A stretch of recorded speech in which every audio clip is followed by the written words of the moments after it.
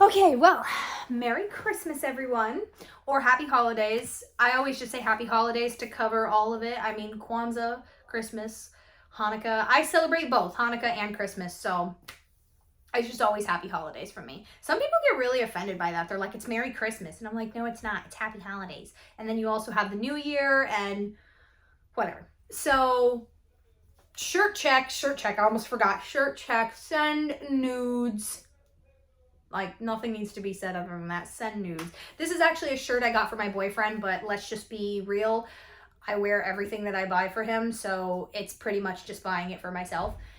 But I have good intentions when I go into it. I do buy it for him, and then I just wear everything. So, anyways, this topic was highly requested, and it was on my list. So since it was requested, I thought, let's just go for it. And I made this video the other day, but I made it from a different perspective and I didn't like it because I always watch my video before I post it. And because I just start rambling and then I literally won't remember what I said in the beginning of the video. So to not embarrass myself, although I probably tend to do that anyways, but I don't really care. But to not like really dig it in deep, I always watch my videos before and I just completely changed my mind on it. So I felt like the perspective I gave just, I don't know, I don't feel like it came across the way that I was trying to convey it. So anyways, this is going to be buying etiquette. And really, it's how to not piss me off when buying a horse from me. But how to not piss off most sellers, because I feel like we all feel the same way for the most part. And I think that a lot of people are just uneducated. I don't think they mean to be the way that they are. Again, with the lobster claw, guys, I can't with the wow, this is why, again, I can't look at myself when I take videos. So I just think that they're uneducated. I don't think that they mean to be so ignorant, rude. Some people do. Some people just do not care. But I think majority just don't know any better. So hopefully this will be educational. Let's start with the first way to not piss me off. Read the ad that I posted. I can't say that enough. Read the ad, because I take time writing that ad out. I really do. I try to give everybody the best feel of that horse so that you don't waste my time and I don't waste your time. And when I'm being reached out, like when sometimes 50 to 100 people are reaching out to me about a horse, it's happened. You know, they're not all like that, but even when 20 people are reaching out, I am not interested in not only responding to questions that are already answered in the ad, but also let's not waste time asking all these questions about a horse that from the beginning, from that ad, already wasn't going to work.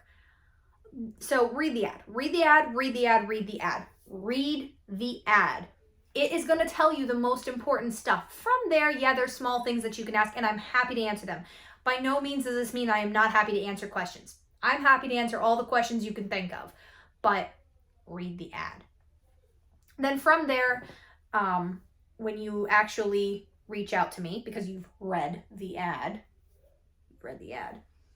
and you ask for video, please find it in your heart to respond and at least say thank you, or I'm gonna pass, or I'm gonna watch these videos in a few days. I don't care, but just respond.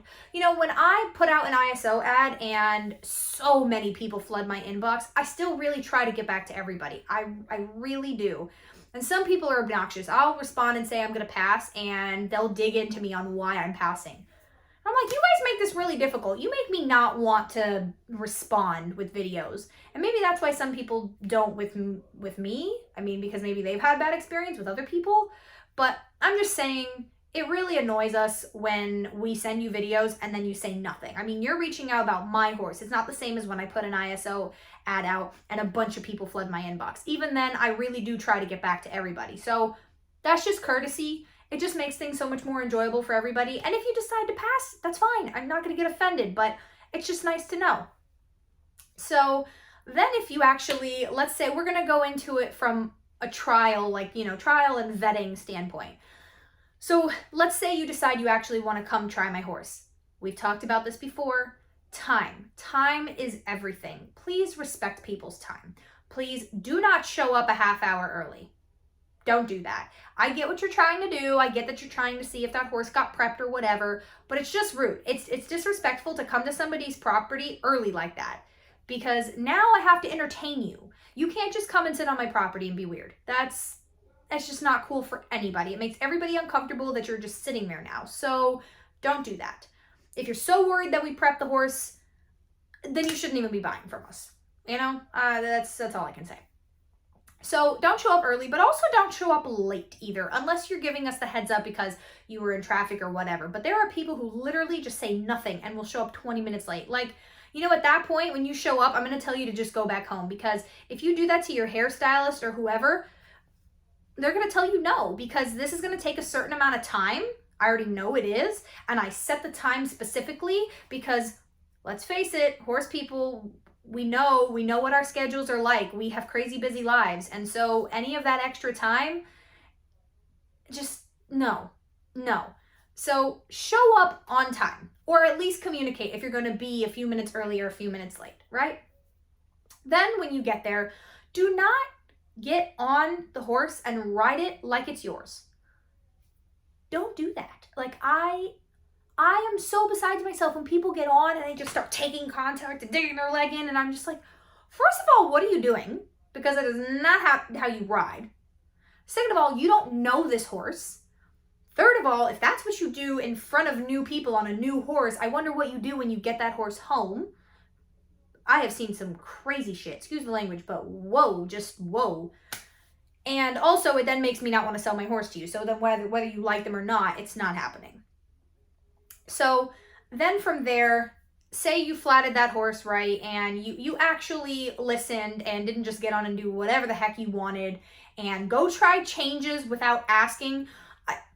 Listen, when I try a new horse, I'll ask, does it have a change? Even if it's a made horse, I'm going to ask, does it have a change? You know, does it have any like preferences on, you know, the cues or stuff like that? I'm going to ask that because it's somebody else's training that's been put into this horse.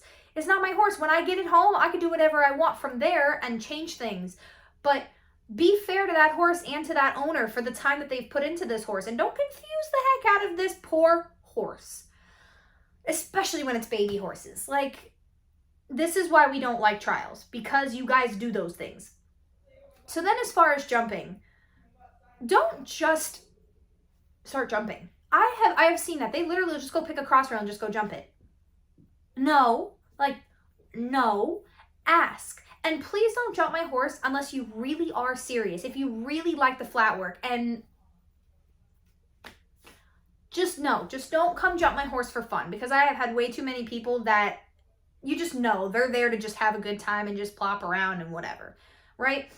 And then another thing is, just because my baby horse has been jumped in the videos with us does not give you the right to jump that baby horse. A maid horse, a little bit different, but my baby horses, you're not just gonna get to jump them because you're here trying them. And they'll say, well, I need to see if I'm gonna be comfortable with that. No, you don't. It's a baby horse. They just started jumping. I do not know if you're gonna sit up when he needs the support, if you're gonna put leg on when he needs the leg. I mean, leg should always be on, but all those things that I could literally spend an hour talking about.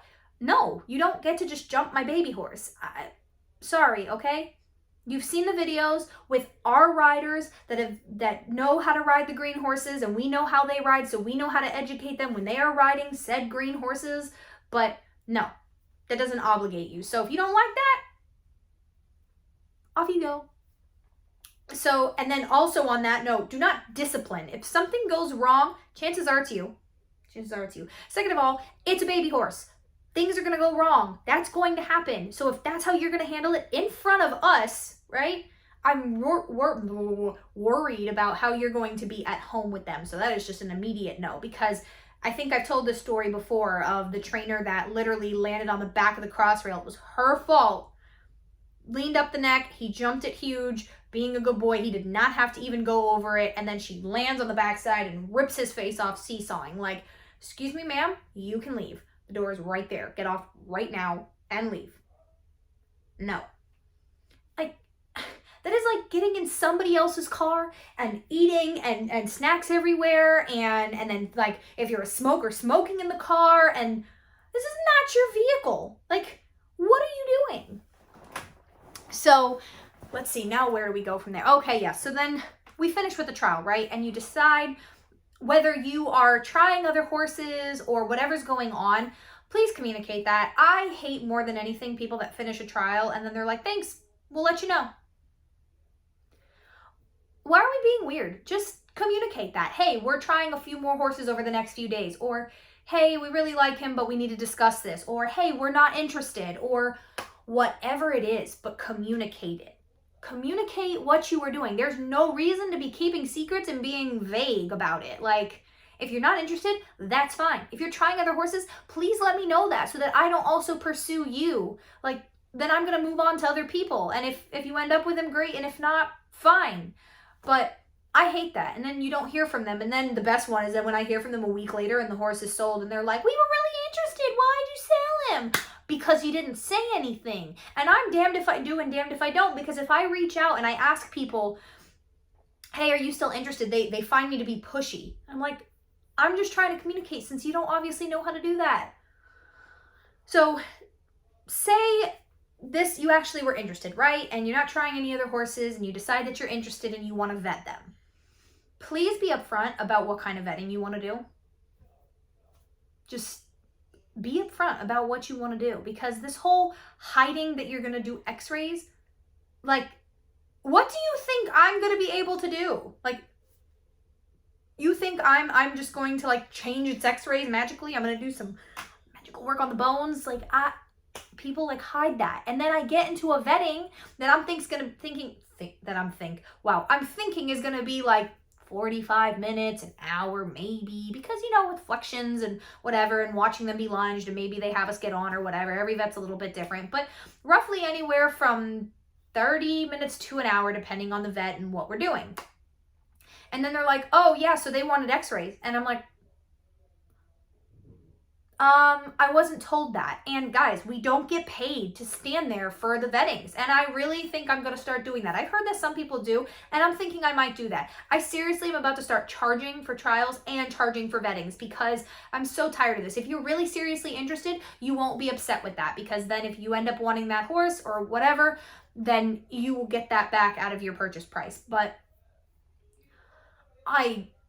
that boils my blood. And then there's nothing I can do at that point. I mean, what am I going to say? No, you can't take x-rays? It's not that you can't take x-rays, but it would have been nice to know, because sometimes then my vet didn't plan for that because they don't tell us till last minute, right? So then they're caught off guard too, and they only planned for an hour and they don't have time. So then what does that do? That prolongs everything. So now they're coming back in a few days for x-rays, and I'm like,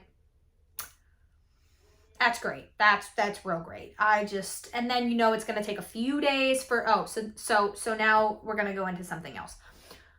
Please have realistic expectations about what you are planning to do with said horse and what you are and aren't okay with, because just be clear, you know, and realistic expectations. I know we've talked about this because it makes me so mad. I mean, a lot of this whole video is so triggering for me because all of this makes me mad.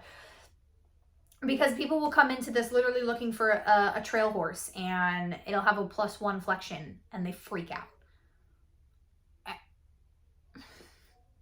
We're not going to go into that right now. So now moving forward to, we're in the middle of the vetting, right? And say that it was a normal person and then they wanted x-rays and they communicated that, or they didn't want x-rays, whatever. For the life of me, I can't understand why people don't have their vet on standby. You know that you're vetting this horse. Typically, I mean, vettings aren't typically scheduled for next day. Normally, they're a few days out. You had time to let your vet know, hey, we're going to be vetting this horse, or we're going to have x-rays, and I want you to view them, because I know most people want their vet to view the x-rays or whatever. So have your vet on standby. And I know vets have crazy schedules, but my vet always gets the heads up, so that as soon as that's ready, I'm sending that to them immediately, and that day they're viewing them, because there's no reason to prolong this, because time is money in every aspect, but especially that horse that is just sitting there and the seller is just twiddling their thumbs waiting to hear back from you, and most of the time there's no communication, and that just so have your vet ready. And on the other note, or whatever, have your shipper tentative as well. You know, from the moment, for me, the moment that I'm looking at a horse, I already pull up roughly what shipping is going to cost me so that I'm ready. I am ready.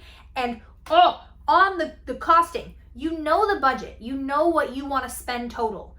Please communicate that and negotiate price before going into a vetting. I just want to let you guys know, none of this flies with me because my contract specifies you have to let me know if you're doing x-rays. So that's why it makes me that much more upset when I have somebody who doesn't check that box off on my contract and then you do x-rays. And it's different if something comes up in the flexions. That's different. Nobody can control that. But when you literally the day of the vetting, all of a sudden you're doing x-rays of absolutely everything. Like, you knew that coming in. That didn't change all of a sudden. So negotiate price though before going in. Like I said, doesn't fly with me. You have that price when we go into the vetting is set. Unless something drastic comes up, that price is set. You have to let me know if you are doing x-rays and also if you're pulling blood, because I want to make sure that I am clear if that horse had bute in their system, because after a trial I do tend to give them bute because a lot of the times, you know, multiple people rode them or whatever, which we all know I hate, but you know, and I want to make sure that they feel good. And I tend to give like bute or Robaxin after, you know, they jump a lot or something, just because we all take Advil. You know, I don't need them to come up sore the next day, body sore because they did extra or whatever. And not all of them do. I mean, but I don't know. I'm very preventative that way. So if you're going to pull blood and catch me off guard, and then all of a sudden I'm like, wait, it had bute in its system or whatever. One, there's no point in you pulling the blood. I mean, unless it's for, you think I drugged them for the trial or whatever, but typically the vetting's a few days later. Anyways, that's not the point, but you know, those are just things. It's not fair to catch me off guard. It's not that you're giving me the heads up so that I can remember not to drug them, because I feel like that's what people think. It's just so that there is no catching off guard. There is no reason for that, you know? And if you're not trusting me that way, then again, you shouldn't be buying the horse from me, because the vetting and drug pulling, there's so many other things I could be lying about, guys. So let's be real here. That does not save your ass if you don't trust. And I don't trust a lot of people, but you know, then don't buy the horse from that person. So anyways, back to the vetting. So negotiate the price before vetting. Don't go into it thinking you are a sneaky snake. Not gonna work. And then have your shipper tentative, because I hate finishing a vetting and say that they actually had their vet on standby or they didn't need their vet to approve anything. And sometimes they don't, when they don't have their vet on standby and we're waiting a week before the vet actually looks at anything. Like, again, that is in my contract. Unless your vet is just having emergencies, and their vets, that happens, but communicate that. But it's in my contract. You have 24 hours to get back to me after a vetting. Like, I'm not saying what you have to say, but you have to get back to me. You have to communicate. So having the shipping on standby, because we will finish a vetting and everything's good and vet approved and blah, blah, blah, whatever. And shipping is 2 weeks out.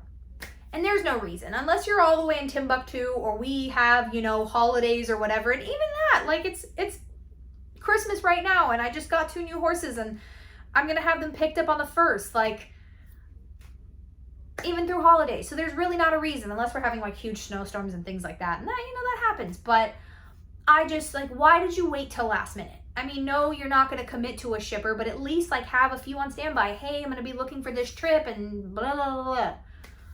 Yeah. And then health cert.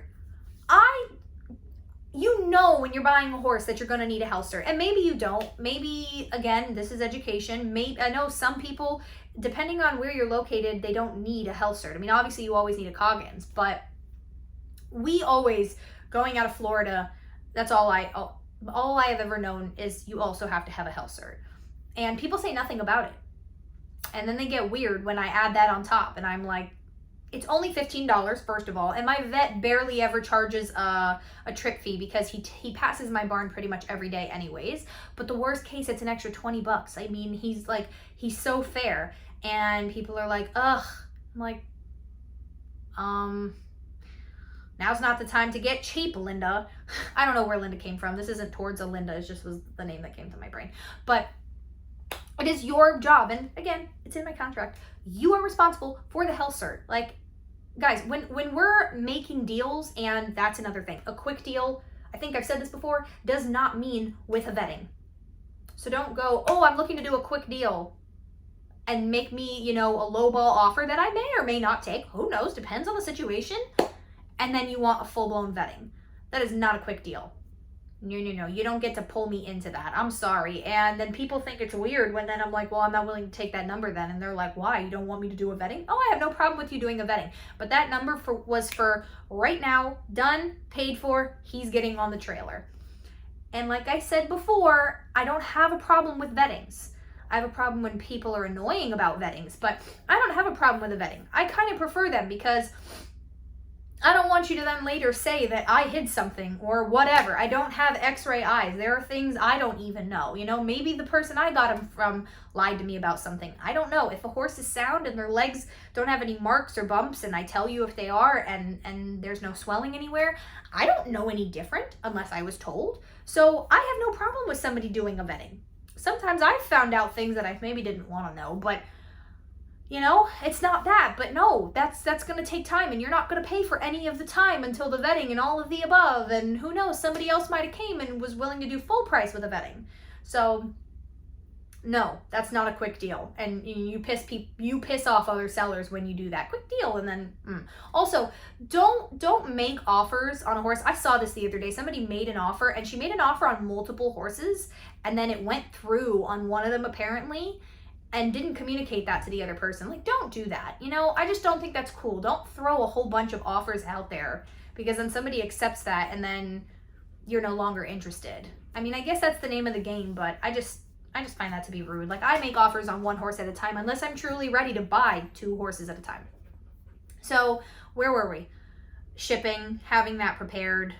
Yes, all of the above. I don't remember where I was going with that then. I'm going to have a thinking moment. Don't mind me. It's just going to be awkwardly quiet. We were talking about shipping. Oh, no, and I don't want to redo this video. So, yeah, I'm going to rewatch this and I'm going to be like, damn it. But just my whole point is be prepared, communicate, know what you're looking for, know what works for you and what doesn't work for you. Wow, that was a whoa. Yeah, you're talking about the quick deal too, and how that does not fly. Yes, another thing is when I send the contract and they take days to send it back. Guess what? Somebody else comes in the meantime.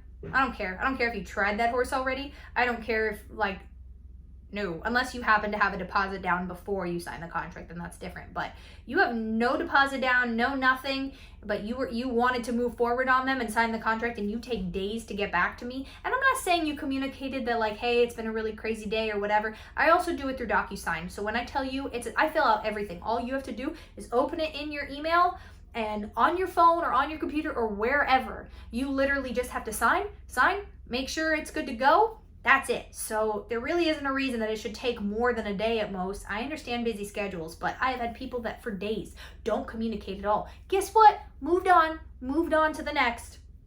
Not working here. And then last thing on the vetting, as we talked about, when you finish that vetting and you decide you want to pass on that horse, that's fine. But like I said in my contract, I now own those x-rays. Don't be weird about it. Like, don't be weird. There's no reason. They already exist in space. Give them to me. There's no point in that.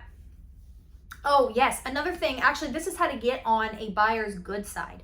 How to get on a buyer's good side is when you come to try a horse. I video everything, but I always ask people, like, is it okay if I'm videoing or whatever? Or I ask them, can you send me the videos after?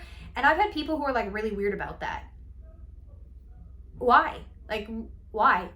Do you know how much that helps a seller if you decide to pass on that horse, but they have videos of you riding him? Because that helps so much to say, hey, someone new came in and rode this horse. And I've had that be literally what makes the deal for someone else, because they're buying off video or whatever, and they're just a little nervous of, like, how is he with a brand new rider? Because my videos are all people who have, ridden them a few times and whatever.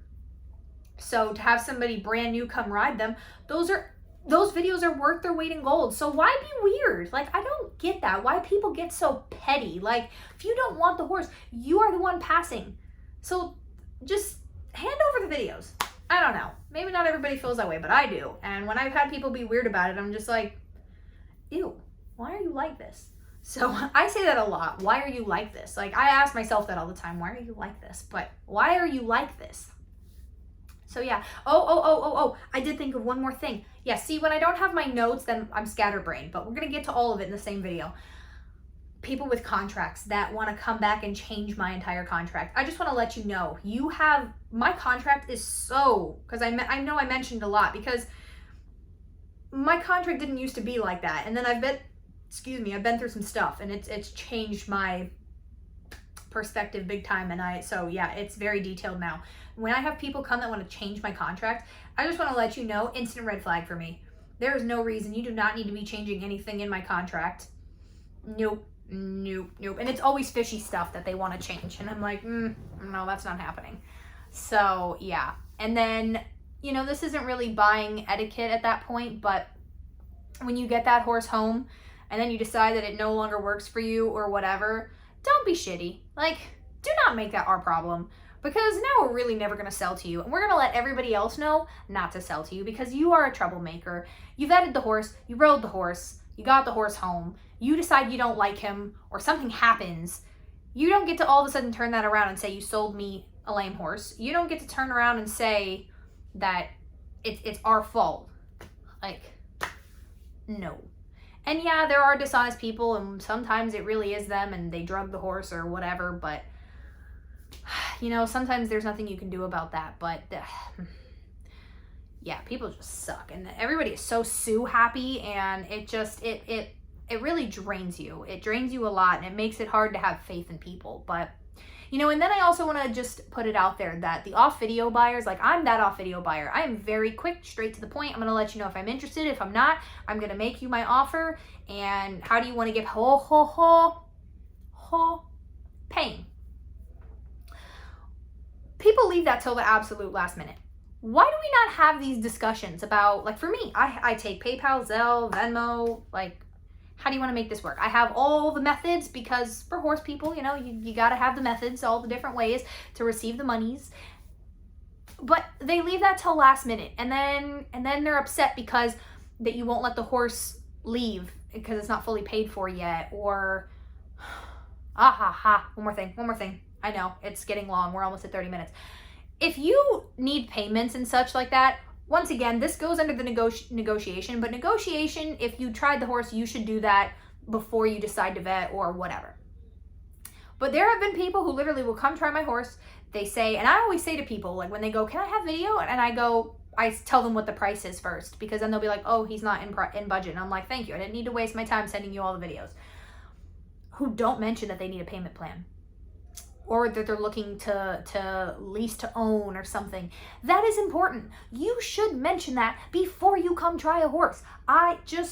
Wow, it just, the disrespect. I know I call this buying etiquette, but it's like the disrespect people have. Be clear. I know I said this, but be clear about what you are looking for, what you want, and what you need. That's it.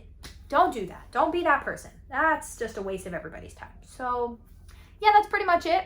And if anybody has any questions or anything to add, as always, put it in the comments, please. And I hope everybody had a wonderful day. Bye.